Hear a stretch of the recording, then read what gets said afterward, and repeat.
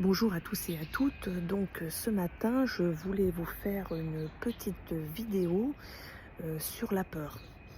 Parce que bon, c'est un sujet aussi qui me tient à cœur parce que ça fait partie en fait aussi de mes combats par rapport à la peur, justement. Et hier, j'ai écouté donc une prédication du pasteur Dorothée Radja sur la peur et ça a été très édifiant. Donc je vous l'ai mis donc sur ma page de site. Donc je vous invite vraiment à aller le regarder parce que ça vous fera beaucoup de bien.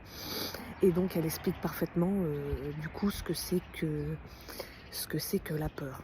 Donc la peur, elle provient également d'un manque de connaissance de l'amour de Dieu, un manque d'imprégnation donc de l'amour de Dieu, parce que comme un enfant, en fait, quand un enfant sait que son père ou sa mère l'aime, eh bien, il va pas craindre et il va faire confiance à son papa et sa maman. Donc nous, quand nous avons peur, eh bien, c'est un manque de confiance quelque part envers Dieu, parce que nous méconnaissons en fait son amour. En fait, nous ne nous laissons pas suffisamment imprégnés de son amour, parce que comme il est écrit dans la parole, l'amour parfait bannit la crainte. Donc le pasteur Dorothée Radja insiste sur le fait que la peur, en fait, c'est un esprit. Et c'est pas un esprit qui est gentil du tout. C'est un esprit, au contraire, diabolique, dont le diable se sert, en fait, pour nous assujettir, pour nous détruire, pour nous éloigner de Dieu, en fin de compte, pour nous anéantir, tout simplement. Et donc la peur fait des ravages, en fait, et elle produit des comportements, en fait, que nous n'aurions pas d'habitude. Donc la peur fait verser dans le mensonge, par exemple, parce que quand on a peur, parfois on a tendance à mentir, justement, pour justement, si je puis dire, échapper, à la peur, en fait, pour calmer sa peur. Par exemple, je vais prendre un exemple tout bateau. Par exemple, si vous cassez un vase précieux chez quelqu'un, vous allez dire non, c'est pas moi, c'est le chat. Par exemple, pour éviter, en fin de compte, de contrarier votre ami, ou d'avoir des conséquences, en fait, du fait que vous ayez cassé malencontreusement le vase. Donc la peur peut faire agir, si je puis dire, de quelque sorte, comme cela. Et en fait, le diable va utiliser la peur, en fait, pour vous dominer. Donc c'est un esprit, et cet esprit, en fait, vous ne devez pas le laisser vous dominer.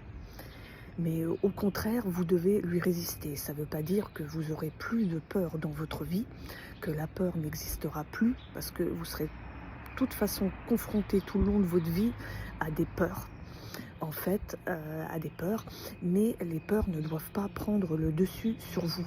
Et plus on grimpe les escaliers, si je puis dire, en Christ, et plus en fait le diable essaiera par toutes sortes de peurs. Si par exemple vous avez une promotion, on veut par exemple vous promouvoir au travail, le diable va dire oui, tu vas pas être à la hauteur de cette promotion, il va chercher à vous faire peur pour dire oh bah non, finalement je reste là où je suis, parce que comme ça, bon bah tout ira bien et tout ça, parce que j'ai peur de, voilà, etc. Donc le diable fera tout pour vous décourager.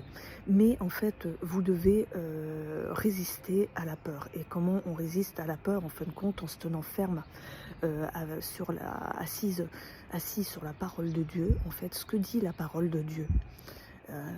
Voilà, et renvoyer au nez du diable, en fait, la parole de Dieu, ce que dit la parole de Dieu. C'est important de ne pas confesser autre chose que ce que dit la parole de Dieu de nous. Euh, En fait, ce que dit le diable, ce n'est que mensonge, en fait. Et bien sûr, nous accordons au diable bien plus d'importance qu'il peut en avoir, en fait. On lui accorde, en fait, il aura la puissance que nous lui accordons. Donc surtout, ne pas se laisser avoir.